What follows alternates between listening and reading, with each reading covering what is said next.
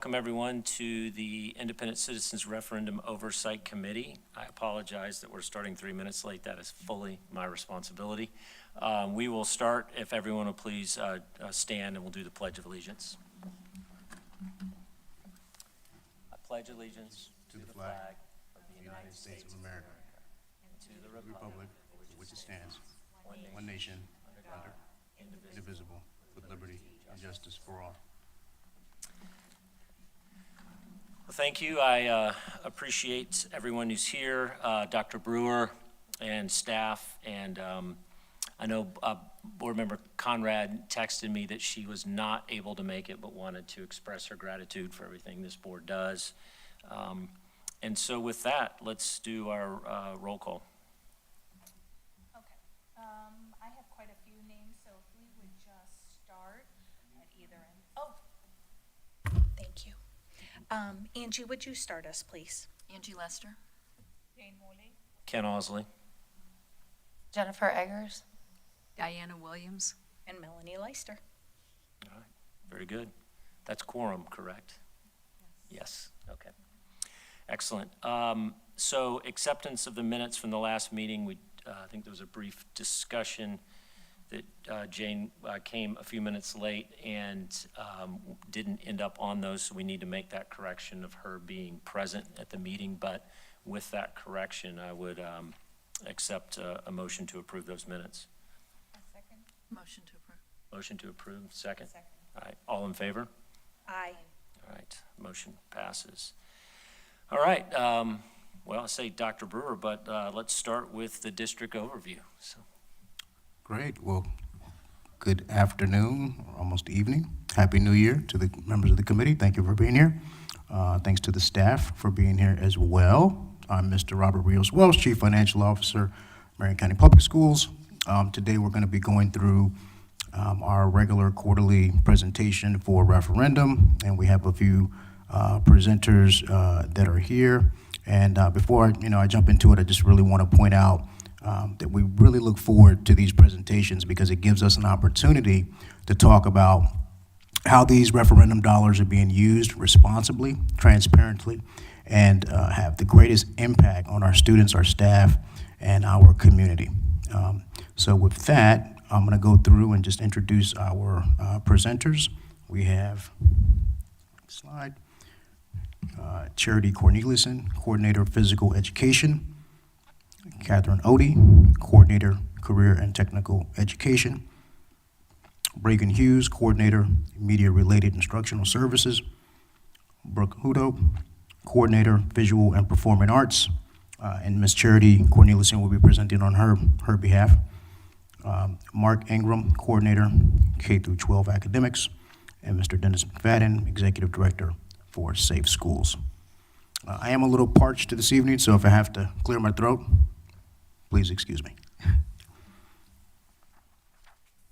Okay, so we're going to jump into it here with our overview. As a quick reminder, our 1 mil ad valorem property tax was approved November 8th, 2022, and became effective July 1st, 2023, running through June 30th of 2027. These funds can be used only for very specific purposes, like reading, PE, art, music, library and media, and vocational programs. They also help us meet our class size requirements and help us to maintain our retain our certified teachers, paraprofessionals, and support our school safety initiatives. This voter-approved funding shows just how committed the community is to quality education, safe and enriching environments. From the time the referendum began, including this year's budget, we expect to collect about $262 million in total. Our projected expenditures are about $252 million.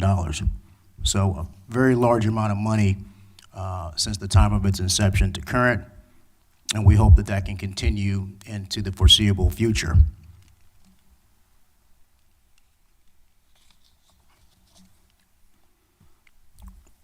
On the next slide of the financial overview, you'll see a couple of pie charts here. And so to date, we've received total revenues of about 14% and expenditures tracking closely at around 38%, which reflects solid, responsible management, keeping funds aligned with our planned priorities, as I mentioned earlier. The next slide goes through our current year budget of $42 million in total expenditures. These dollars are distributed across all program areas, as you'll see in the next few slides, supporting our teachers, students, and essential programs that make a difference every day. And as you can see from the slide, our kindergarten professionals at 5.7, physical education at almost $10.2 million, vocational, library and media at almost 4.5, art at 5.3, and music at 5.8, and rounding us out with professional development with the smallest share, but certainly very important, at almost $900,000, and school safety at a little north of $7 million.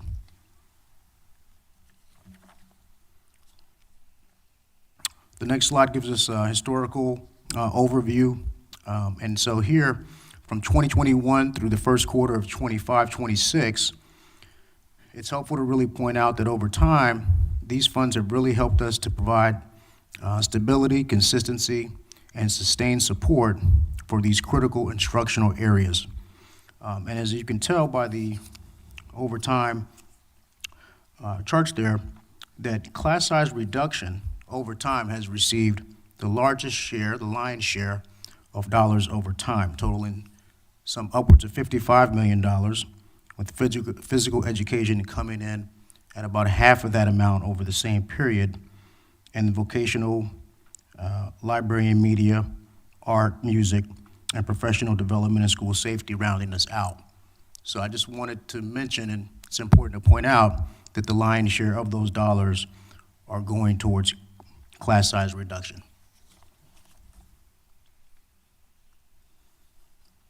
We're going to talk about fund balance in the next slide. So at the end of 24-25 school year, we had an ending fund balance of $13.3 million, which rolled into 25-26. For this year, we're budgeting $41 million in revenue, $42 million in expenditures, leaving a fund balance of about $12 million that we expect at the end of this year. Any unspent referendum dollars will be carried forward into the next year, ensuring that we can maintain program continuity. Just as a reminder, the funds are restricted and they can only be used for the purposes approved by the voters. And then lastly, as we take a closer look at the general funds, we'll also do a review of the charter school allocation separately, as we are statutorily required to pass on funds to the charter schools here in Marion County.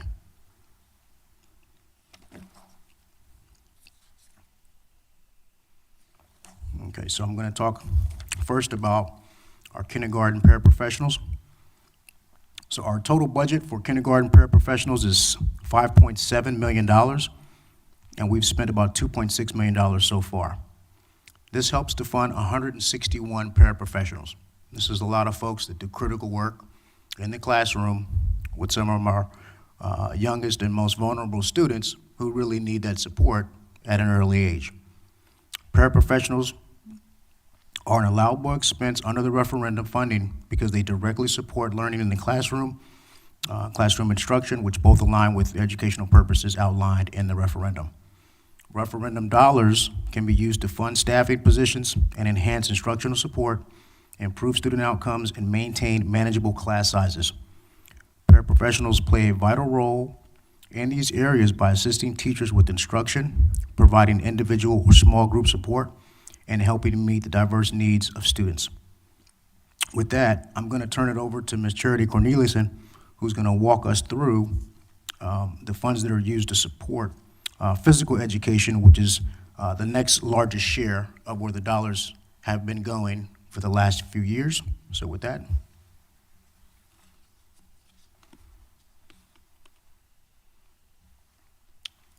Ms. Charity Corneliuson.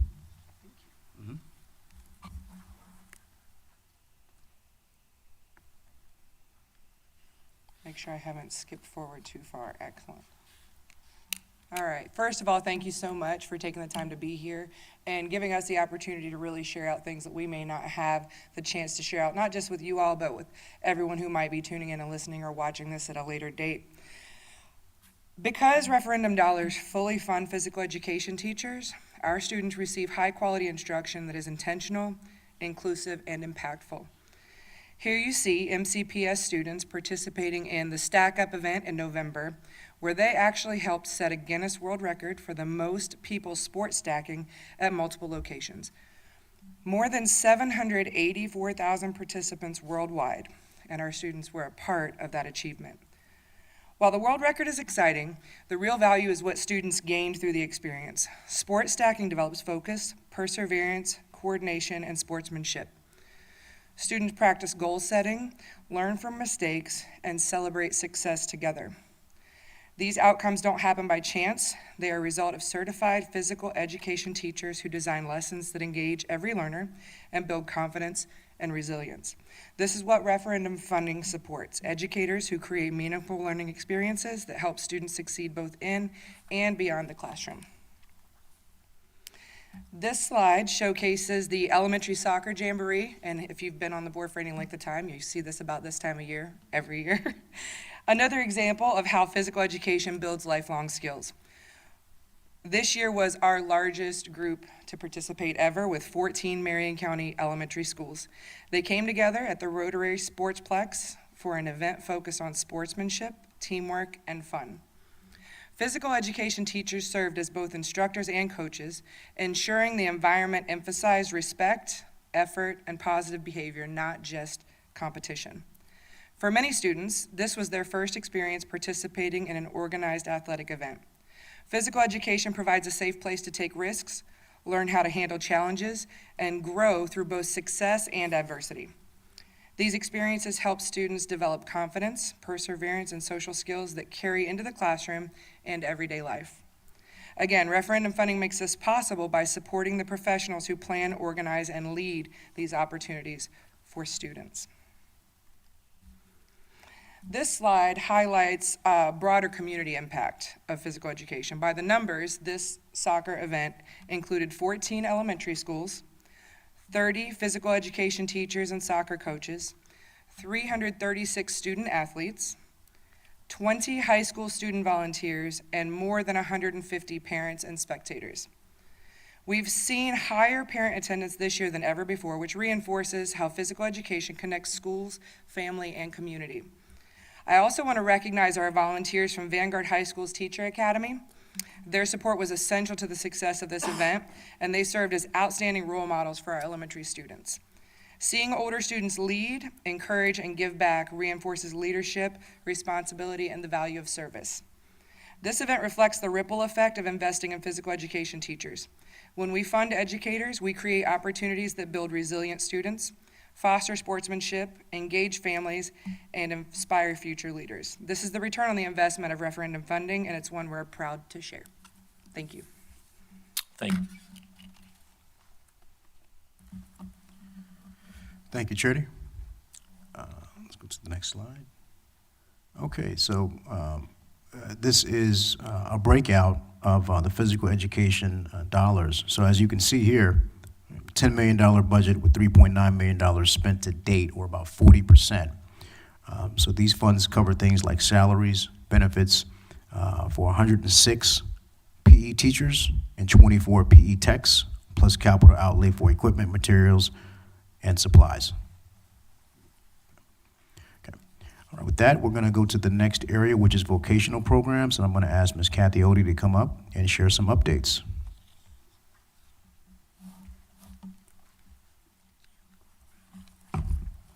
Good afternoon.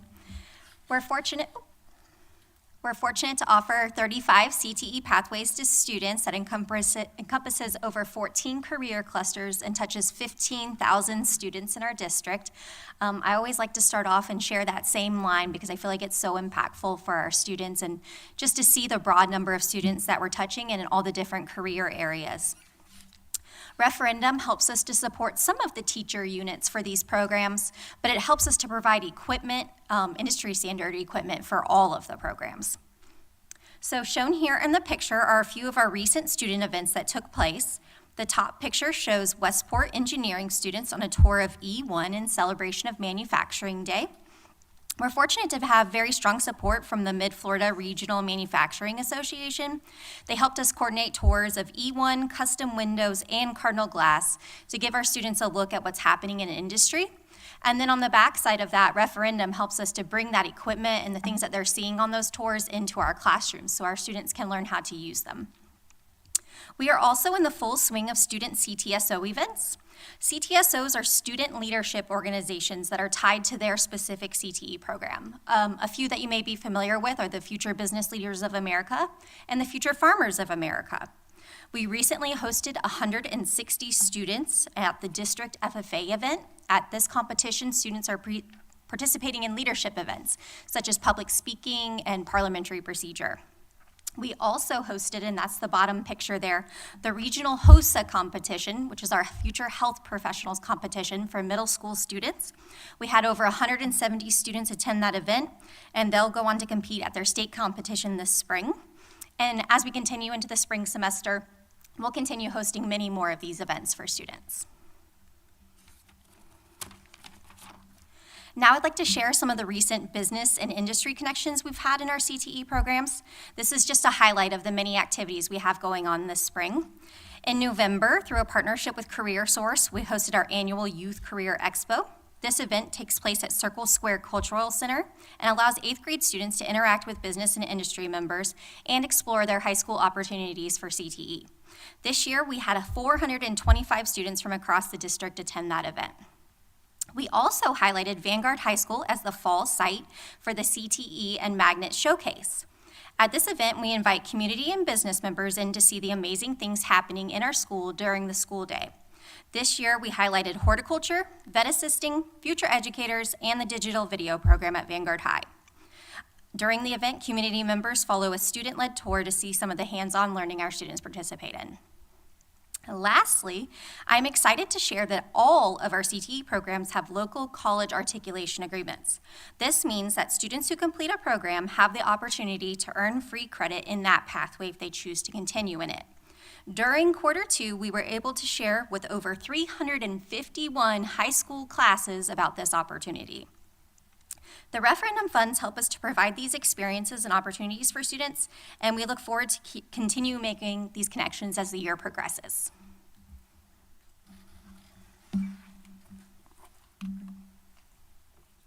Thank you, Kathy. Okay, and with that, I'm going to go over some numbers here, and I was able to get over to Marion Technical College and very much impressed with all of the programs there and the great work that they're doing with these referendum dollars. So with that, I'll go over their budget, $2.4 million, funding 16 vocational teachers. So far, we've spent about 33%, and this covers things like salaries, benefits, capital outlay, and purchase services. Purchase services include contracted work to expand programs, like our new avionics program for the new high school. With that, I'm going to move on to the next area and ask Ms. Bregan Hughes to come up, and she's going to tell us what's happening in library and media programs.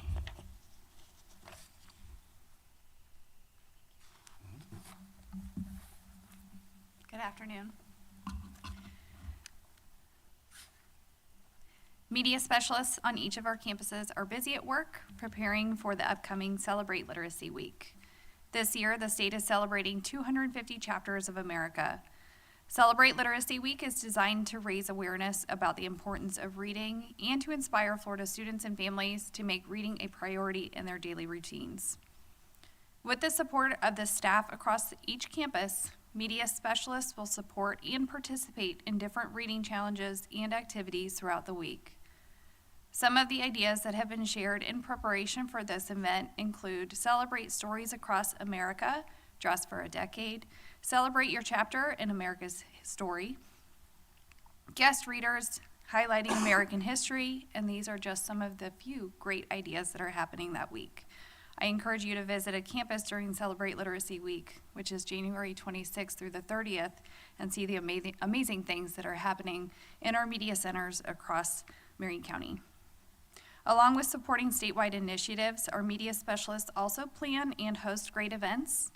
Pictured here, Mr. and Mrs. Osley at Winding Oaks Elementary were reading books during a literacy event, so that was exciting to see. I also got to participate in that, so that was amazing to be on those campuses or on that campus supporting literacy. In another photo, you can see the media specialist has created a book display asking students to identify the connections between the titles. And if you look closely, the connections are 6-7, which if you know anything about kids, you know how popular that is right now. So it's great to see our media specialists diving into some pop culture to invite readers into their space. All of our media specialists are hard at work supporting learning in many ways on each campus. Our community of students on each of our campuses continues to grow, which is a blessing, but can also create challenges for our media specialists to keep current and up-to-date resources available to all of our students. With a collection of over 700,000 books district-wide, our media specialists will often rely on each other to request and share collections from school to school through interlibrary loans. This process has helped provide books of interest and keep books in hands of all of our students. Each of our schools continues to boost circulation month over month to continue to build that love for literacy that we all know is valuable for all of our students. Finally, I would like to recognize two of our media specialists from an elementary school as well as a high school. Shelley Kerr started her career as an educator in 1999 in Cleveland, Ohio. And in 2004, she and her family moved to Florida, and she taught in Lee County for over 10 years. In 2014, Mrs. Kerr joined Marion County Public Schools, where she taught at North Marion High, Lake Weir High, before settling into her role as the media specialist at Wyomina Park Elementary, where she has been for the past 10 years. Throughout her time at Wyomina Park, Mrs. Kerr has worked tirelessly to put quality literature into the hands of her students and families at Wyomina. Recently, Wyomina transitioned from a traditional elementary school to provide a year-round program to better suit the needs of the students and families that attend Wyomina Park. Decreasing the number of weeks in the summer has helped to prevent a loss of learning and provides the teachers and staff at Wyomina Park the opportunity to provide year-round access to high-quality teaching and learning. Ms. Kerr looks forward to many more years of designing literacy programming to grow her students into lifelong readers and learners. Stephanie Stover joined Marion County Public Schools in January of 2014, transitioning from law librarian to high school media specialist at North Marion High School under the administrative leadership of Mr. Whitehouse and Dr. Brewer. Over the last 12 years, Ms. Stover has taken on additional responsibilities within the school, including serving as a school website webmaster, after-school tutoring coordinator, Title I liaison, academic team, book club sponsor, new teacher academy contributor, and graduation coordinator, just to name a few of her extra projects that she takes on each year. Helping in different roles has allowed Ms. Stover to better understand student and staff needs with developing a meaningful and useful media center. Currently, Ms. Stover is working on genrifying the fiction collection to help support reluctant readers, boost reader book selection independence, and save students time with the ability to locate desired genre faster. North Marion High's Media Center provides a balance of collegiate atmosphere and fun high school environment. It hosts a morning coffee shop, engaging students in conversation and community. North Marion High also offers a study lounge, research resources, and computer access for all of the students.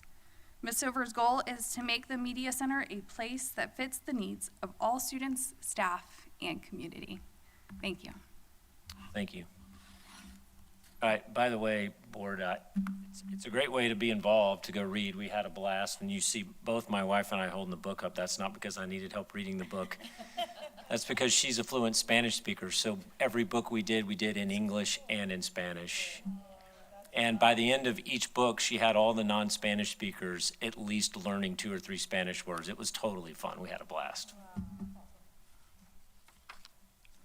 That's great. Well, certainly reading is fundamental, and I'm always glad to see, 2 staff members that have joined us and are wearing multiple hats. It seems like a really good return on investment. And with that, I'll go to the next slide, which just walks through the budget for Media and Library, which is $4.4 million, of which we've spent $1.7 million to date, or about 39%. That helps to fund 49 media specialists, including the 2 that you just heard about, who's doing some really good work in our schools. The referendum dollars are crucial for our media centers. They're really the hubs for learning, creativity, and research. And so we're really thankful to have the support from the community, because reading is fundamental. And we know if children are reading and reading early and often, they can do anything and be anybody. With that, I'm going to ask Ms. Charity Corneliuson to come up, and she's going to walk us through what's going on with visual arts and music programs.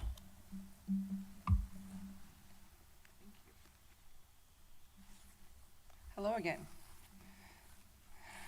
All right. The second quarter has been quite eventful for our fine arts programs. The 58th Annual Ocala Arts Festival, sponsored by Fine Arts for Ocala, was held on October 25th through 26th at Citizen Circle in downtown Ocala. Approximately 1,800 pieces of student art were on display in grades K through 12. These pieces were judged, and 12 awards of merit were given for elementary, 1st through 5th place for middle and high, and an overall Best of Show award given for middle and high schools. We had 7 of our elementary students receive an award of merit. In middle school, our students placed 4th, 3rd, 2nd, and Roshni Vishanagra from Bellevue took the middle school Best in Show. In high school, our students took 5th, 3rd, 2nd, 1st, and Corey Taylor from Westport was our high school Best in Show winner. These students were all recognized at the FAFO Awards reception on November 18th at the Appleton Museum. This quarter, we also held our first annual Superintendent Choice Award. On October 24th, we held judging for this new award in conjunction with the 58th Annual Ocala Arts Festival. One piece of student artwork from each participating K through 12 MCPS art program was selected by our panel of judges, which included Dr. Brewer, Mr. Whitehouse, Mr. Rembert, Mrs. Kynard, and Mr. Frazier. All of the selected students were recognized at the November 11th school board meeting. The final image displayed is by Camilla Kobiak, I'm going to say this wrong, Arbanois, an 8th grade student at Bellevue Middle School. She was selected to represent Marion County in this year's Art in the Capitol competition. Authorized by Florida statutes, Art in the Capitol is a voluntary statewide visual arts competition that allows each school district to annually hold an art competition for all students in grades 6 through 8 attending public schools, charter schools, private schools, and home education students in Florida.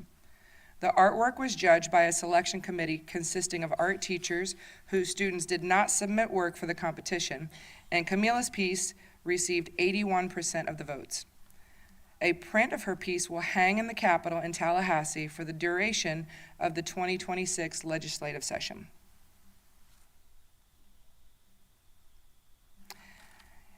In performing arts, we had 9 of our schools from elementary to high school participate in the Ocala Arts Festival, showcasing their talents throughout the weekend at Citizen Circle. Pictured on the left are 5 students from Dr. N.H. Jones who were selected from over 1,000 auditions to participate in the all-state ORF ensemble. Overall, 20 of our K-12 students from Bellevue Middle School, Howard Middle School, Bellevue High School, Forest High School, and Westport High School will represent MCPS in Florida All-State Ensembles in Tampa this week. This is actually where Brooke Hutto is right now, why I am filling in, at the FMEA State Conference. In December, 14 of our middle and high school student band programs performed at the Ocala Christmas Parade. Pictured are some of our band and color guard directors who work so diligently to prepare their students for this 2.7-mile parade every year. And I can attest to that because while I'm physical education, my son was in the band all through, and he's at UF in the band now, but it is every bit of 2.7 miles. And finally, this quarter, our theater students across the county prepared to present a variety of events, including musicals, costume and makeup design, and their acting talents at the Junior Student Thespians Middle School and District Thespians High School competitions. Horizon Academy received 3 Superior and 13 Excellent medals for their events at Junior Thespians. Bellevue High School received 1 Superior, 90 Excellent, and 1 Good rating. Vanguard High School received 4 Superior and 4 Excellent ratings, and Westport High School received 18 Superior and 18 Excellent ratings. This includes top honors for 3 of their entries in duet acting, costume design, and makeup design, and their main stage play, Radium Girls, was only one of only 10 schools in the state that were asked to showcase their performance at the state thespian competition in Tampa in March. We are so thankful to the voters of Marion County for their support of the referendum, which allows our students and teachers to have these incredible opportunities and to showcase their passion in the arts. Thank you.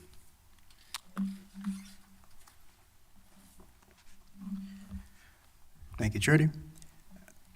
With that, I will go through some of our art financial information.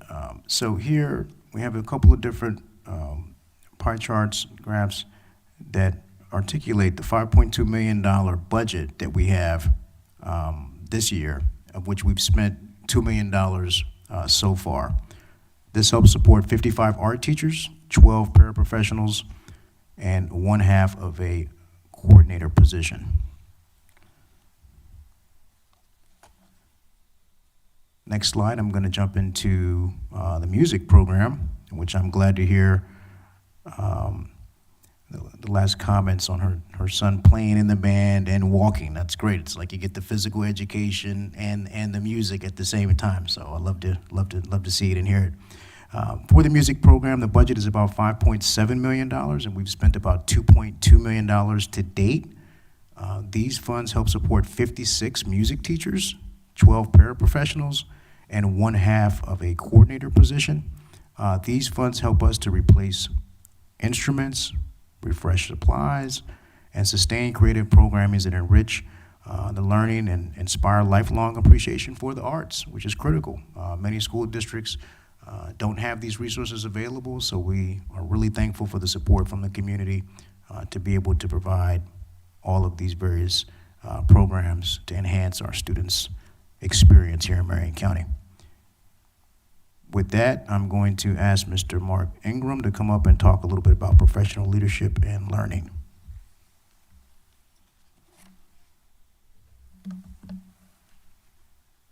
Thank you. Good afternoon. I'm here to talk about professional leadership and learning and our induction and mentoring program. This slide shows the updated numbers from October for novice and early career teachers. Overall, we've gained 19 teachers into our induction and mentoring program, which is funded through referendum funds. First-year teachers all receive a one-on-one mentor, while the site-based lead generally supports all early career or second-year teachers. Stipends for the year as follows: $2,200 for each site-based lead, $1,100 for each mentor, and all teachers attending New Teacher Academy and mentor professional learning opportunities receive a stipend for their time as well.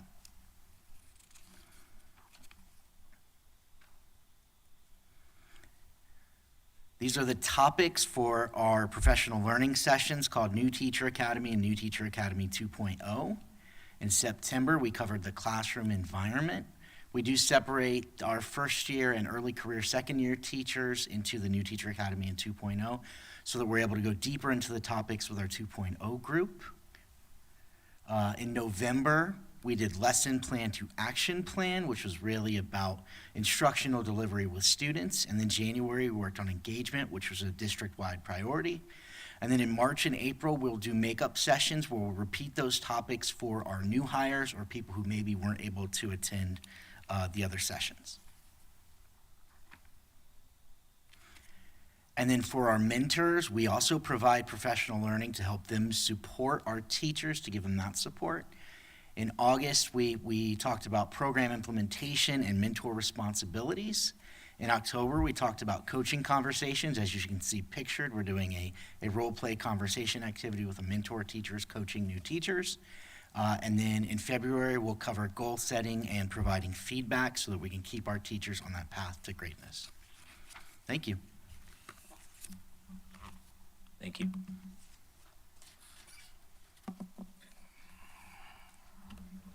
Thank you, Mark. So with that, let's jump into some financial information. So for professional development, I think it goes without saying how critically important this is. We have so many new teachers, novice teachers, first year teachers. It's really important that we have this continued support from referendum dollars. As you can see here, the budget for this is $624,000, of which we've spent about $39,000 so far, so it's gradually ticking up, and we expect that expenditure appropriation to increase over time. And again, similarly, this helps to directly invest in our educators, providing training, mentorship, collaboration opportunities for these staff, which is really important.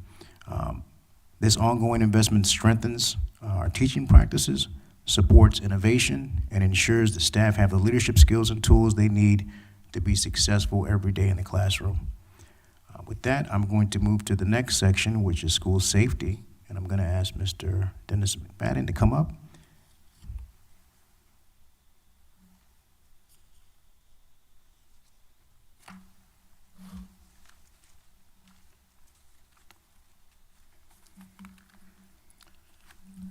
Good afternoon. The Safe Schools Department continues to focus on the prevention, preparedness, and rapid response while maintaining compliance with state-mandated school safety requirements. Referendum funds approved by the voters are used to support security personnel, safety technology, and infrastructure improvements across Marion County Public Schools.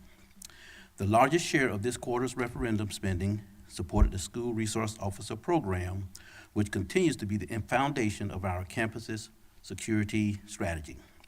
This quarter, payments included $17,957 to the Bellevue Police Department, $42,183 to the Ocala Police Department, and $768,750 to Marion County Sheriff's Office, for a total of $828,890.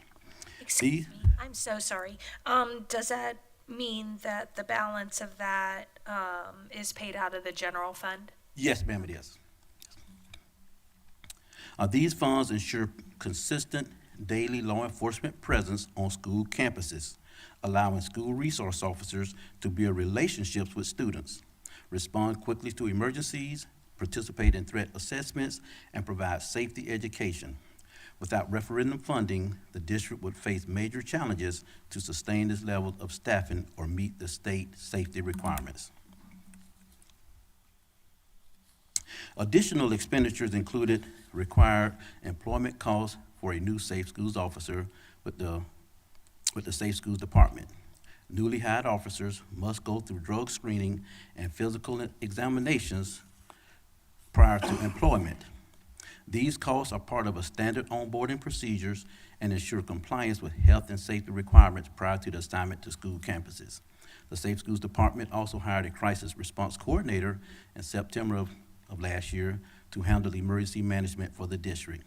This position also requires the employee to swiftly respond to locations during emergency situations. Therefore, a dedicated vehicle is required. A purchase order was submitted in December utilizing referendum funds for $36,000. But it'll be paid once the vehicle gets in, but right now we're still waiting on it. The district also continued to use the Raptor Visitor and Volunteer Management System to support consistent visitor screening and control access across the schools. This is our Raptor reunification and volunteer management system is a daily use tool. Every person that comes onto the campus of all of our schools are ran through this volunteer or this Raptor system to ensure that they meet the Jessica Lunsford Act. Investments were also made to maintain and improve on the communications infrastructure for the 800 megahertz mobile radios that were placed in all school buses and Safe Schools vehicles in December 2023. A total of $48,136 was spent this year for a firmware upgrade to the district's radio system, ensuring reliable and secure communications between school buses, Safe School staff, and public safety partners. This upgrade improves system performance and long-term reliability, supporting both routine operations and emergency response. But the district would also like to recognize the contributions of Alfonso Gordon, a radio systems manager for the public safety communications, whose leadership was instrumental in advancing radio system upgrades that support district communications to local public safety access points. Although Al passed away in August of 2023, his work significantly strengthened system reliability and coverage across the district. Al was very passionate about radio communications because his wife worked in the transportation department, and he realizes the void that was missing there. And we have so many incidents, as we see now, on our school buses and out in the community. And although they're not on school property or school grounds, the need for that response for law enforcement to get there in a timely manner for fights and different things. Parents, we've had instances where parents are getting on the school buses. We had an instance a year or so ago where a parent actually, you can see him on a video, walking by with a firearm to confront another parent. So his desire to get this radio communication on our buses was very instrumental. The improvements implemented under his recommendations continue to support daily operations and emergency communications throughout Marion County Public Schools. As a result of these investments, the district has maintained consistent safety measures, improved communications reliability, and strengthened oversight of campus access. This oversight committee continues to provide essential review and accountability of Safe Schools expenditures. Rising costs related to school resource officer contracts and safety infrastructure remain an area for ongoing monitoring as the district continues to prioritize student and staff safety through the responsible use of referendum funds. Thank you. Thank you. Yeah, there's a question. Mr. McFadden, I think we have a question. Just to clarify, are those radios on the buses linked in with MCSO and OPD? They're linked directly to the Marion County Sheriff's Office. The city of Ocala is working on some type of coordination between them and the Sheriff's Office to where it'll go directly to their dispatchers, but right now it's just the county that's on the 800 megahertz system, and we're hoping that there's some type of collaboration between the two agencies to where they'll be working together to where the city will get 800 megahertz. Right now, once radio is used, the Sheriff's Office has to kind of patch the city through to the emergency and let them know the location of the bus and where to respond.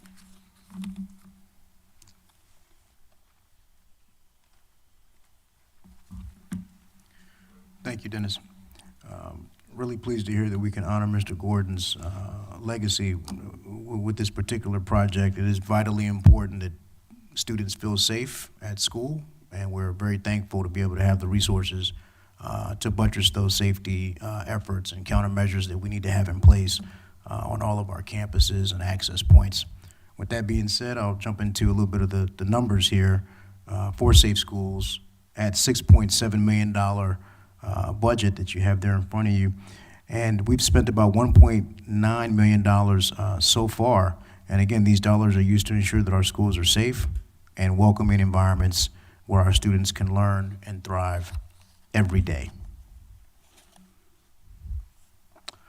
With that, I'm going to pivot a little bit, and I'd like to call this version kind of the miniature school version, the charter school version. It's effectively a miniature version of what we've previously gone through, but just for the charter schools specifically. So as I said in my opening comments, the charter schools statutorily are required to receive a portion of funds, and so I'm going to go through what that looks like.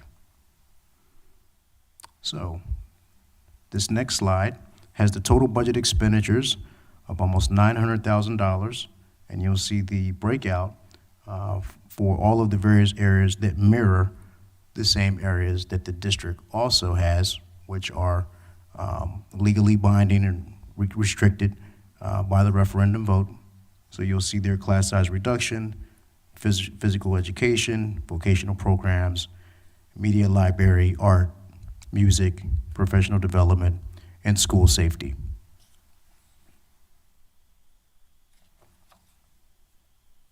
The next slide talks about the total actual expenditures for the program, which right now stand at about $450,000. And as you can see from going left to right on the schedule, classrooms reduction sits at about $89,000 for the previous fiscal year. And right now, things charter schools are continuing to make those funding decisions in terms of procurement.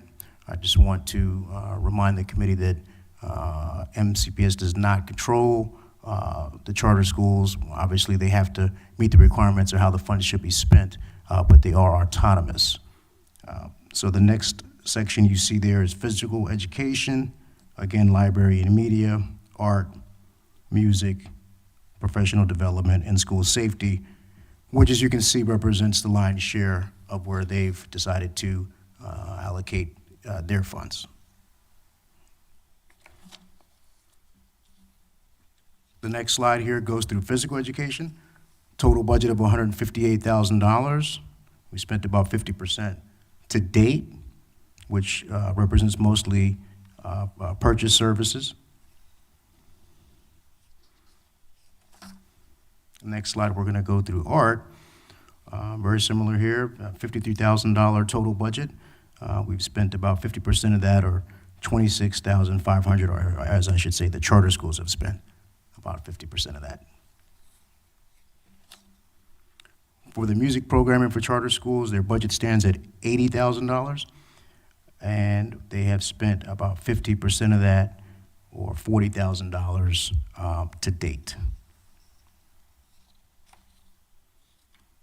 The next slide goes through professional development. Total budget at $235,000.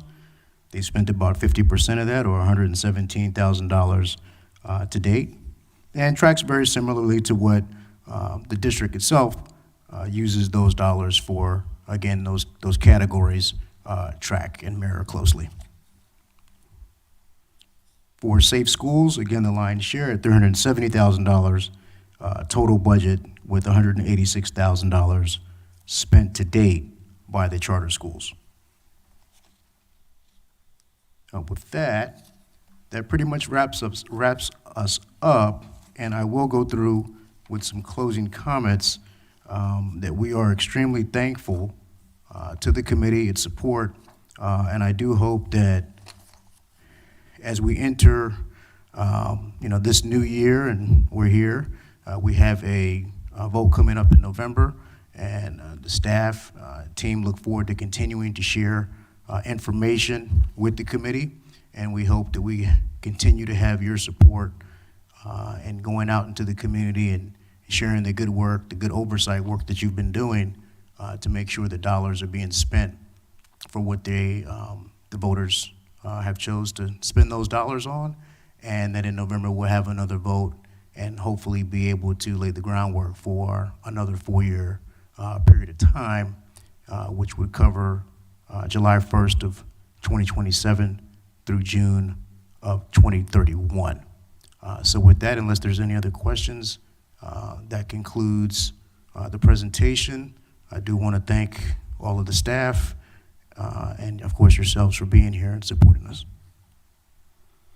Can I ask a question? Yeah, question. I just noticed that on the handout for the referendum funded units, we have a couple schools, Ward Highlands and Harborview, that are 1.4 for art and music, and then 1.6. The remainder of the schools are whole numbers. So I was just curious as to, again, like the SROs, is the balance coming from the general fund? That would be correct. Okay. Yes. May I ask? Yes, please, ask away, by the way, questions. Professional development, can you hear me okay? Yes, ma'am. The professional development area has decreased over the last 2 years pretty significantly. Is that we're just moving dollars to cover bases, or is that lack of interest?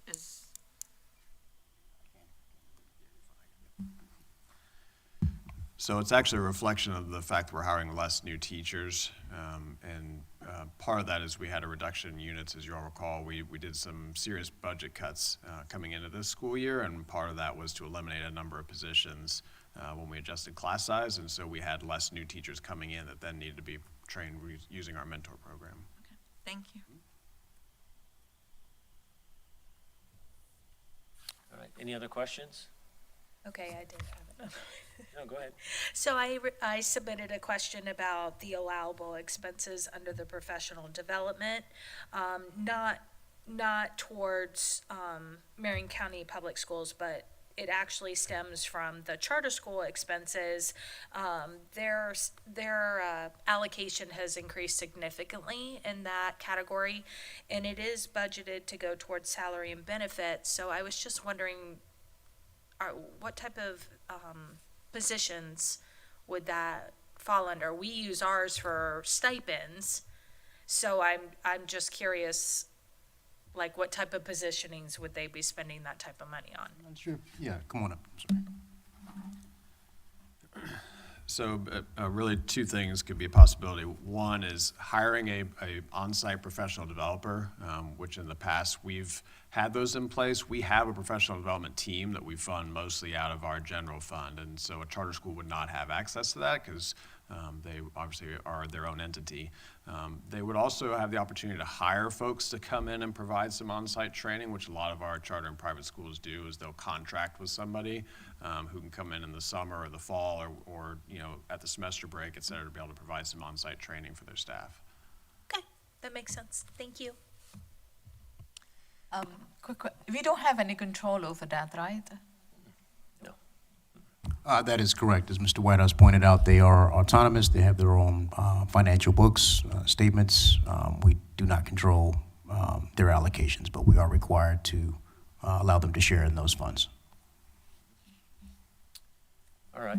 There aren't any more questions. Maybe we could get Mr. Whitehouse to come back up and address an issue I have it on there for the new high school athletic startup expenses. We had an email exchange, and I wanted him to present this to the board for us for potential approval. Yes, thank you, Chair.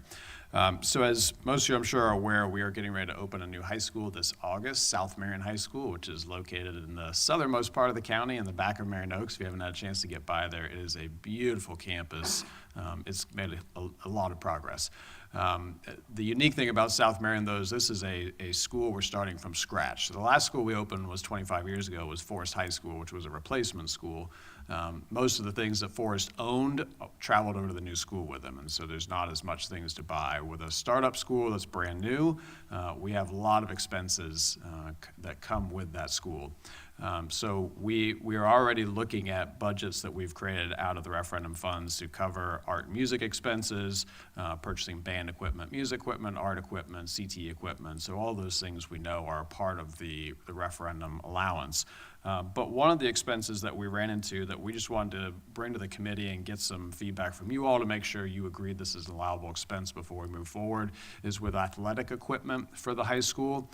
So as you know, our high schools have very large athletic programs for both boys and girls. Athletic programs require equipment. They also require uniforms. Typically, our high schools fundraise for those. The teams do fundraisers during the year to be able to purchase new equipment, purchase new uniforms, et cetera. However, these teams will not exist until school opens in August, and the athletic competitions start in August, which does not provide them any time to be able to do any type of fundraising. So we've priced out being able to purchase new uniforms and equipment for all the boys and girls programs at that school at roughly $350,000, a ballpark number. In our interpretation of this, we can say that falls within physical education. Obviously, athletic programs are an extension of physical education for our students, but as this is something unique that we have not done in the past, we just want to make sure that we shared that information with you all to gather some feedback and make sure you all agreed with our interpretation before making any purchases. Yeah, thank you. You know, like I said, we had this conversation via email. I looked at, you know, the ballot language, looked at everything, looked at the situation. I personally don't have an issue with it. I don't have an issue with the funds being used in that way, but I wanted the board to weigh in on that. So the funds would come from the fund balance that has either rolled over or will be left over at the end of the year? Yes, that's correct, which is what we typically want for fund balance expenses would be a one-time expense, not a recurring cost, and these obviously would be one-time expenses, and then anything beyond that, the school teams will be responsible for fundraising. Is that going to infringe on any of the other benefits? The other programs that we have in here? No, as Mr. Welch shared at the beginning, we've got about $13 million in roll forward, which is ample for us to be able to start off the new year. So we anticipate having a healthy fund balance. So even with a $350,000 expense out of here, it would certainly not, it would not detract from any of the programs we just shared. It would come from the fund balance, but still allow us to carry forward without any problem going into next year. Okay. I don't see a problem with that. Yes. I would just say at high school, it's really hard to start in a new school. If it's legal for us to use these funds to help the kids get excited about doing something like that, I think it makes a lot of sense. Yeah. Anybody else? Yep. I'd just like to make a comment that it's a one-time expense for that school, but any other new schools that we have, then we would need to provide for them as well, it seems. Yes, correct. We don't have any new high schools on the horizon. The only new secondary school we have on the horizon is Lake Weir Middle, which is a replacement school, so similar to Forest, all of the things that Lake Weir owns would travel with them. Their band equipment, their art, music supplies, all of that stuff, so it's much more minimal in amount of what we would have to purchase for that school. What about their music instruments and stuff? Then if we're providing uniforms, are we also providing the musical instruments for them? Yes, for South Marion High School, yes. So we have a whole budget list, working with our coordinators that just presented today, that we came up with for purchasing all new band equipment. We no longer require students in high school to bring band equipment. When I played in high school, we had to supply our own instruments, but we supply everything now because they are really expensive and most students can't afford to bring them in. So we plan to purchase all new musical instruments for their band program.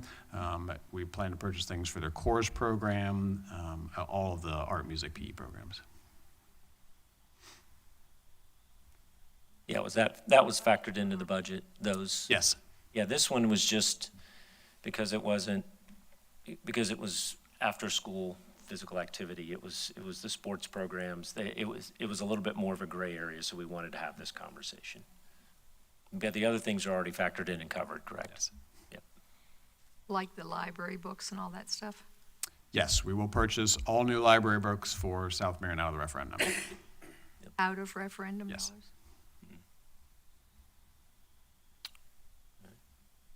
Any other questions or concerns? So it sounds like Go. it's a go. This board's good with it, so I don't know if we need to, if we agree that it meets the ballot language and that it's an approved expense, then I think we're just overseeing that that's the case. So I don't know if we need a motion for that. That's correct. Yeah. All right, great. Thank you for your feedback. Yep. Couple of things, in keeping with my showing up 3 minutes late, I also sent you the annual report right before this meeting. So it is in your packet. I don't know if anybody's had a chance to take a look at it. But I would like for us to be able to approve that. It is similar to last year's, though. I updated some of the reports that we get and some of the things that we looked at. So if you could just take a minute, it's not a super long report, just to briefly look at that, and then we can approve it.